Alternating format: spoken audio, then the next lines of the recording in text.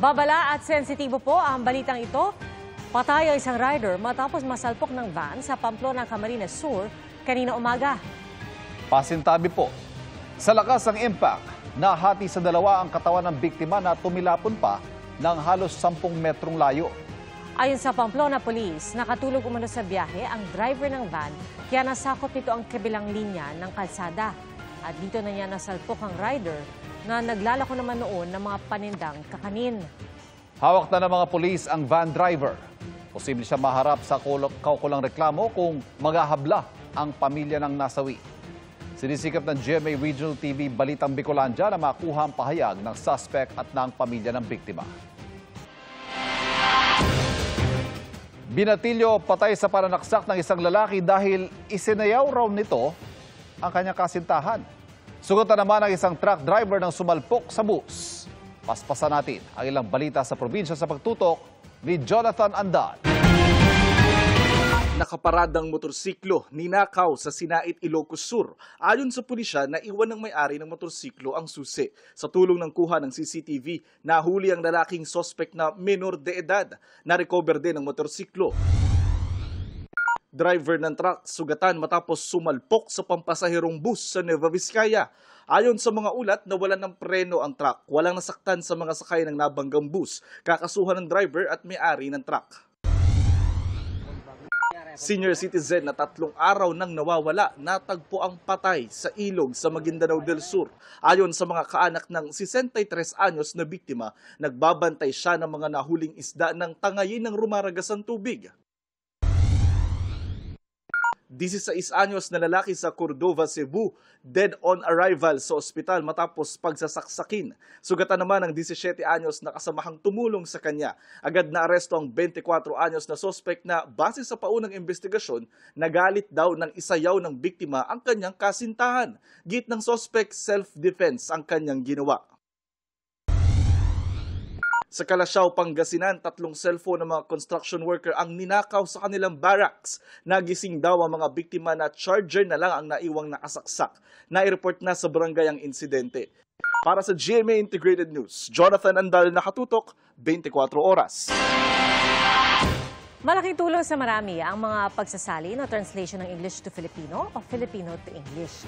Pero ang mga translator na nasa likod nito, tila wala pang job security. Kaya ang hirit ng isang grupo, batas para i-regulate at i-professionalize ang language translation. Nakatutok si Katrina Son. Libro, nobela, maging mga pelikula at batas. Ang mga iyan, sinasalin o tinatranslate ni Roberto Año Nuevo sa Filipino mula sa Ingles. Pero di raw ito madaling trabaho rito sa bansa, ayon kay Año Nuevo, na dating hepe ng Komisyon sa Wikang Filipino o KWF. Una, hindi nababayaran sila ng tama. Tinitipid sila ng mga nagpapasalin.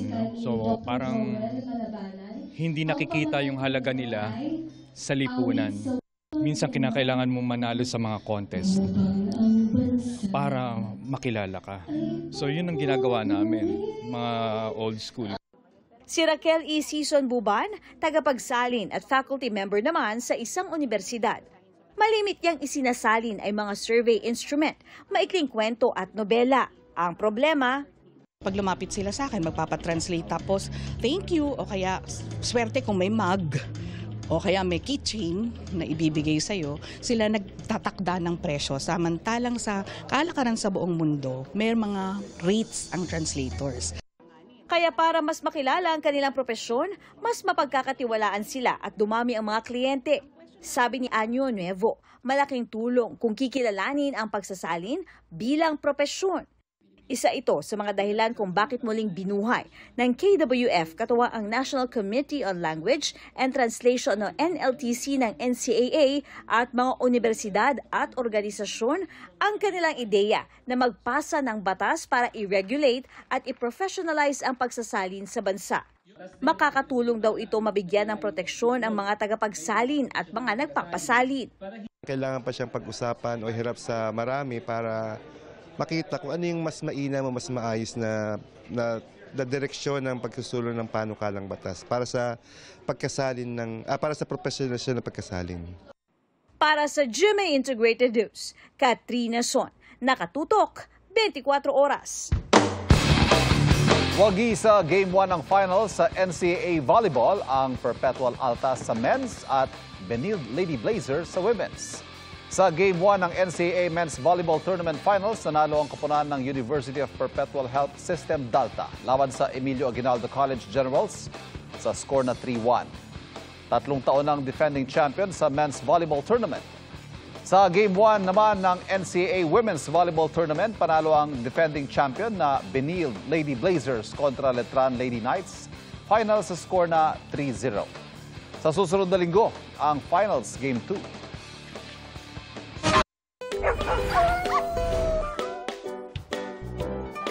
Kung nakakapagsalita lang ang mga fur baby, baka napasabi na rin sila ng TGIS o Thank God It's Sunday. Kaya naman, may isang fur baby sa Coronadal, bawal istorbohin ang beauty sleep. Habang ang ilang muning naman sa hagdan, nagsiesta. Yan po ang Usapang Pets ni Jonathan Andal.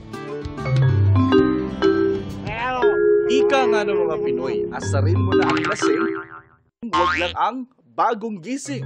Kaya ayan, for the makpol ang fur baby ng Coronadal na si Brownie. Morning. Aakalain mong nag-overnight duty siya dahil ayaw pang bumangon. Sweet naman ang fur dad na si Hens habang siya'y ginigising. Sinulit talaga ni Brownie ang kanyang day off ngayong weekend at G na G na nagpagulong-gulong sa higaan at nagpapulupot pa sa kumot.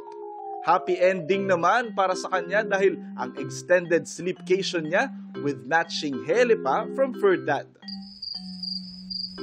Kwento ni Hens, malambing na aso si Brownie at gusto niya lagi ng may katabi sa pagtulog. Kapag naman daw may pasok, sinasabayan pa siya nitong bumangon. Instant obstacle course naman ang ganap ng mga Persian cutings na nagpapahinga sa hagdan. Napasabak tuloy sa ninja moves ang kanilang fur dad. Iilid lang ako mga boss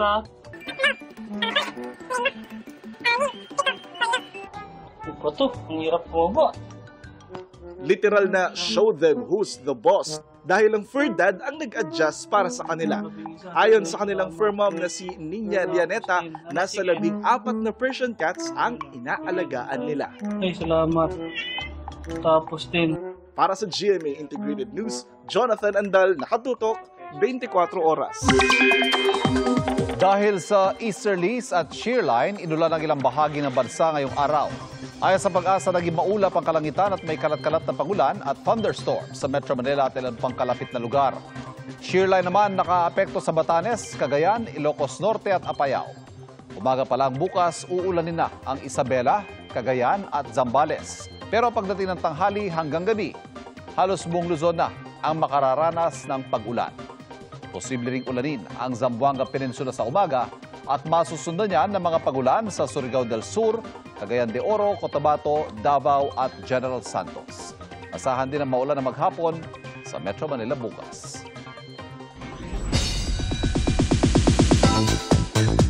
Sultry at 30, si Asia's Limitless star Julian San Jose na may fun birthday ganap with ayudang kilig from Joliver. Yan ang chika ni Aubrey Carampel.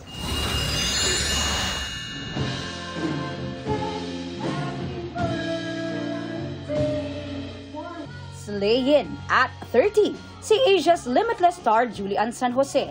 Sa isang intimate birthday bash, sinare ni Julie ang kanyang special day with her friends and family. Present syempre ang other half of Juliver, Raver Cruz, na may special song performance pa for the celebrant. Layag na layag din ang Julivership sa duet ng dalawa who brought kilig in the party. Extended ang kilig na yan sa ibinahaging sweet message online ni Raver to his best friend, constant, soulmate, and love. To make it extra special, sinamahan pa niya yan ng ilang kilig snippets from one of their vacays together. Pero bago ang fun ganap na yan, may pa-sultry at 30 photoshoot muna si Julie, giving modern Maria Clara vibes. Definitely 8 ang snaps na yan, showing off her curves and face card. From this black body-hugging dress to an alluring beige crop top. Kanya-kanyang send ng love and support dyan ang kanyang fellow Kapuso stars. Aubrey Carampel, updated sa showbiz happenings. The Kat Den Reunion Project is finally confirmed. Muling magsasama sina Catherine Bernardo at Alden Richards sa upcoming movie na Hello, Love Again. Humanda na sa pasabog twist and turn sa sequel ng second highest grossing Filipino film of all time, ang Hello, Love, Goodbye. Ito ang first power collab ng Star Cinema at GMA Pictures. Mapapanood na ang movie this November 13. And that's my chika this weekend. Ako po si Nelson Canlas. Pia, Ivan?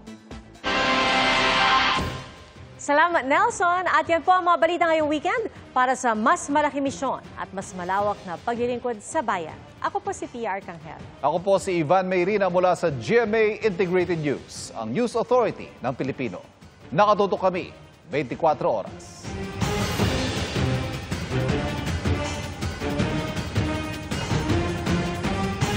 Mga kapuso, maging updated sa showbiz happenings anumang oras. Mag-subscribe sa GMA Integrated News sa YouTube. At para sa mga kapuso abroad, bisitahin ang GMA Pinoy TV at www.gmanews.tv.